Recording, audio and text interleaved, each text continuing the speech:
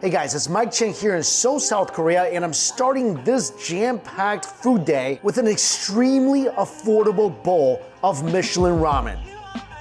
Then heading for some dumplings and beef noodle soup, and finally visiting another Michelin restaurant that specializes in pork soup where the slices of pork are about as thin as sheets of paper in this place, always lying out the door.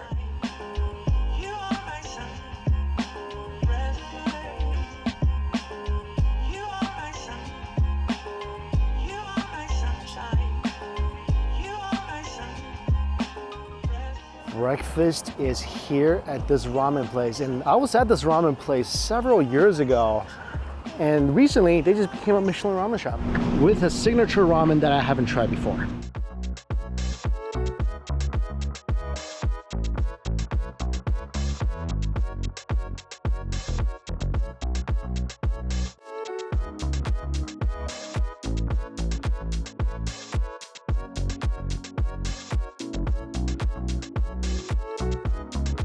So the ramen I'm here to try is it's a crab and clam ramen, and it's always the first one that sells out at this place. This place smells so good right now. They're roasting the chashu, slicing it up. The crab is being fried. The clam's going into the soup, and there's about a half a block lying out the door right now. Okay, this is freaking beautiful. Handful of clams, half a fried blue crab, and thinly sliced chashu draped over the bowl. You get a whole egg, there's seaweed, tons of scallions. The broth looks incredible as well. And it smells like a shoyu-based broth, which is what this place is known for. Wow. This is better than what I had here last time. Last time I had the blue ramen. This is way better than what I had. Like this thing where you take a sip of the broth, shivers down my spine. It's a shoyu-based broth, but you definitely taste that awesome umami of the clam and the broth. Noodles are good. Delightfully chewy. Texture is absolutely perfect. The clams, get a little soup with it. That's good. That goes perfect with the ramen broth. I wonder about this crab though. Look at this. Yeah, there's a good amount of meat in the crab. I'm just gonna take it out and toss it back into the ramen.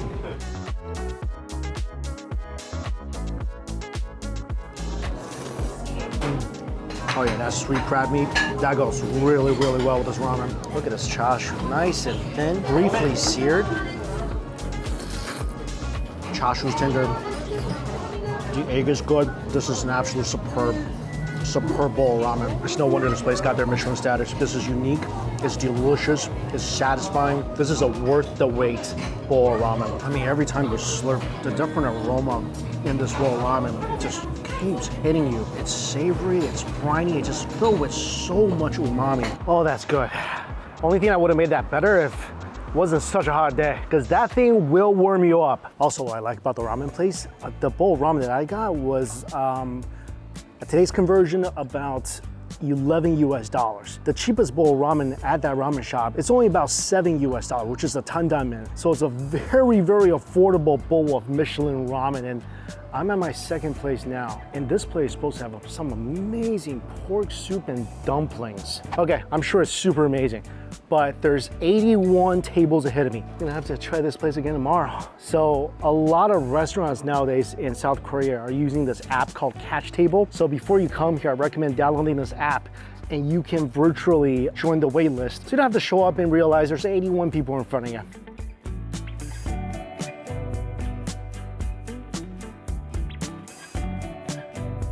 So I went all the way back to the Myeongdong area, and this is a Michelin beef noodle soup restaurant, and I got the last seat in the house. So it looks like inside the beef noodle soup, there's thin slices of beef. There's also chunks of beef that looks like very lean pieces of beef. Broth looks good, very light looking. Ooh, this definitely doesn't taste like a traditional beef noodle soup that I'm used to. The broth is incredibly light. Usually beef noodle soup, the flavor is very deep and rich. This one, incredibly light. At the same time, you taste a lot of the nice beef flavor in the broth. This is actually really enjoyable beef broth.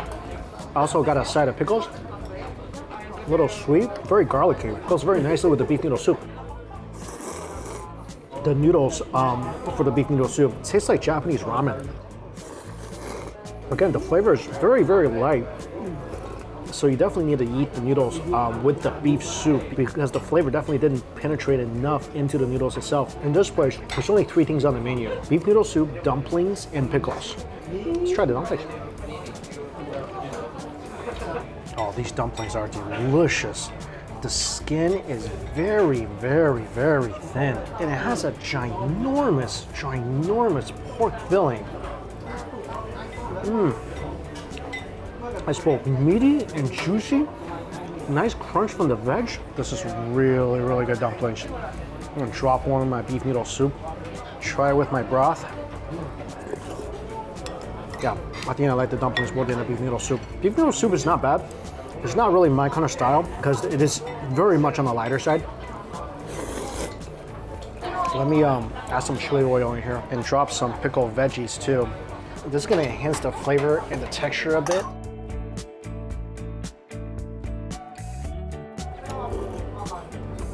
Wow, the little chunks of beef. That's really tender. Extremely lean pieces, but very, very tender pieces of beef. With the hot oil and pickled vegetables, the flavor definitely became more intense. I think for me, it's better when I eat the beef noodle soup with the vegetables and the dumplings. But overall, the soup is really nice. It's very, very beefy. Like, I'm just more used to Taiwanese style beef noodle soup where the flavor is very intense, very rich. This actually tastes like a very beefy shoyu ramen. So if you're into more lighter broth, this would be perfect for you. And again, dumplings are freaking amazing here. Just like the last place, the price is pretty darn good. So beef noodle soup, about 12,000, so around $9 for a beef noodle soup. Dumplings, 8,000, so around $5. Pretty good price for Michelin beef noodle soup.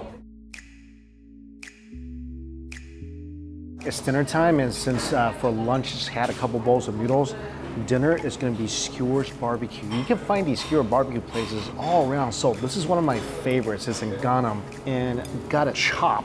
So the chop they just cut up and cook for you. Dunk it in some chilies and cumin. This is so, so good. The fat from the lamb is beautifully toasty and crispy. Inside is tender. Super tender. That's why I like this place so much. Everything that touches the grill, remarkably tender. These ribs, you know those are gonna be good. But look at this. You can see the meat is absolutely glistening. Chase it with some salad or kimchi. You can also dip it into a little bit of soy sauce and chilies. I love these places because it's all charcoal barbecue. So you're tasting so much smoke with your meat.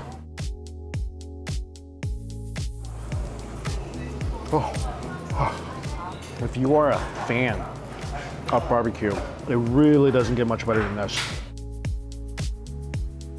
The lamb's a little marinated as well, so each bite is not only fatty and juicy, but you're getting that great umami flavor from the marinade too. Look at this little rib. Nice and burnt and toasty. Add some extra cumin. This is the best part. Nibbling on these little ribs, there's tons of crispy burnt fat. These are some of my favorite things whenever I come to Seoul, places like this.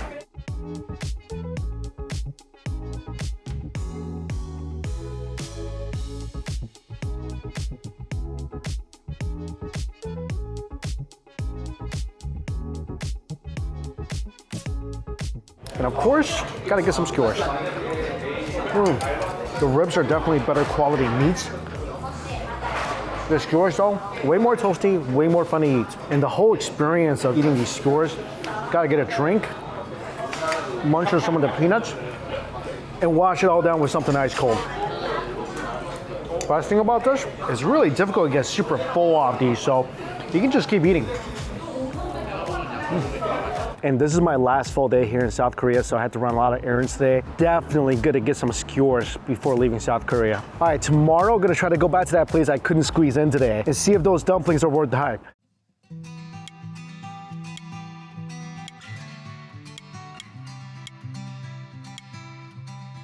As of right now, there's already 22 people in line. So this place seats about 10 people. And you sit down, you can order either a medium or a large gomtang, which is a very traditional Korean soup. In this case, the soup is made with Berkshire pork. The pork looks beautiful, it's just floating on top with a little bit of scallions, and it's almost translucent.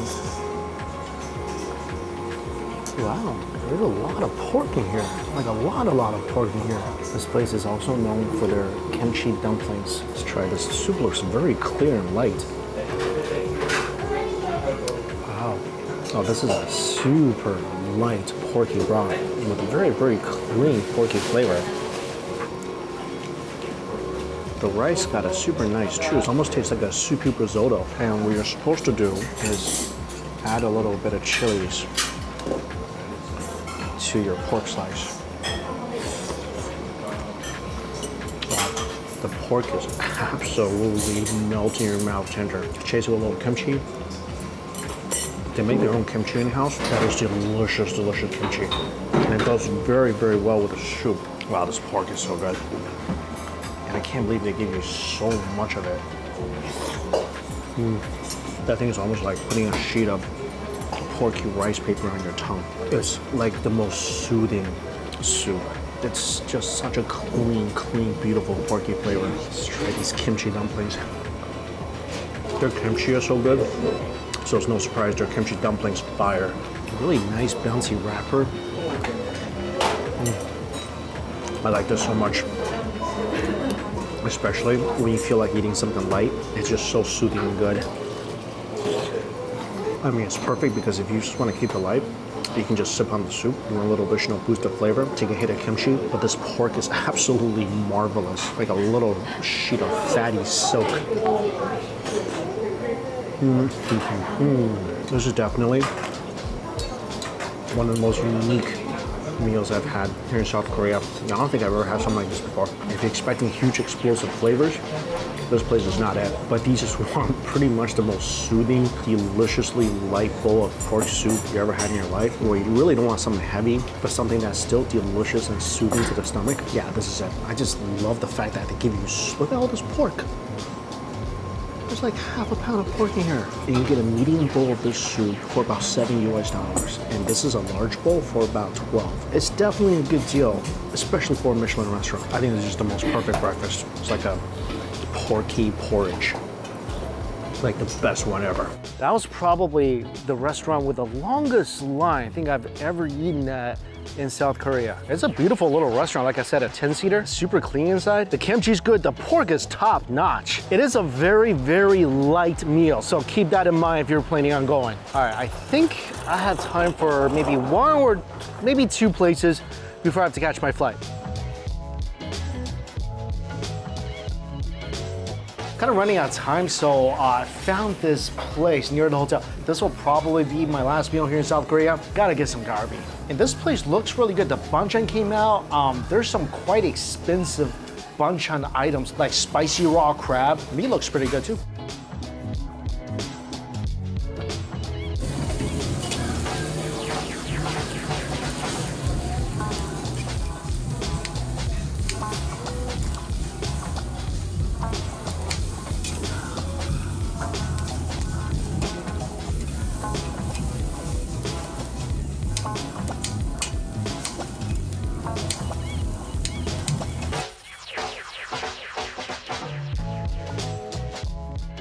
Said to add a little bit of seaweed.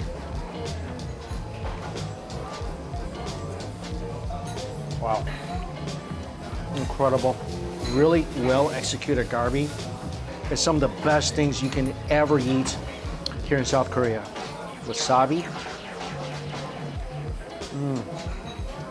That's too good. That is some super juicy, fatty, well marinated, delicious beef rib. Oh my gosh. So happy I was able to eat this before heading out of the country. This thing is so fatty and rich that a little bit of wasabi goes so well with it. Oh, was only here for about 4 days, so there's still a lot of places I want to go to. I didn't get to hit up, but the foods I was able to enjoy on this trip, especially the banchan buffet, the ramen from yesterday, the pork soup from today, these really unique food items I never tried before, those definitely made my food trip. And as always, all places I went to listed down below for you guys. Thank you all so much for watching. Until we eat again, see you later. 12 seconds later.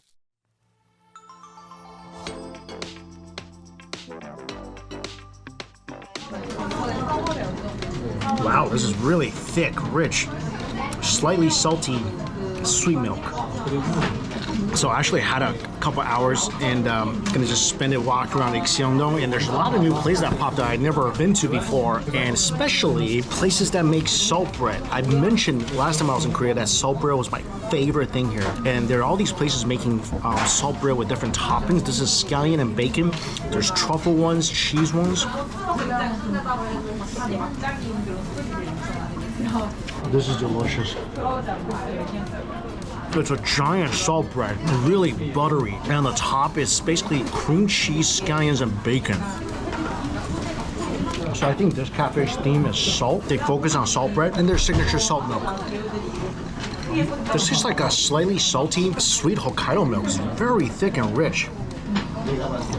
I like it. All right, this is the actual last meal of the day here in Seoul. Pork belly pasta with crispy garlic and a line of chilies soaked in rosé sauce.